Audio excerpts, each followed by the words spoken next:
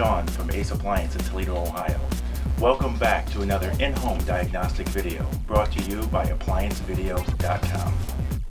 We have a Maytag washer. A complaint is that it makes a screeching sound when it's in the spin or rinse cycle. First thing I'm going to do, I'm just going to make sure that there's nothing in the machine. Which there's not. I'm just going to advance this into the spin cycle, turn it on and see if I can hear some noise, and then I'll know which area of the machine I need to go to.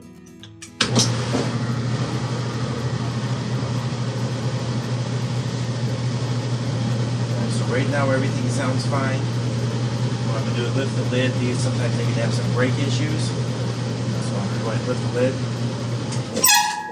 Alright, and there's our big screech. We'll do it again so that way you can hear it.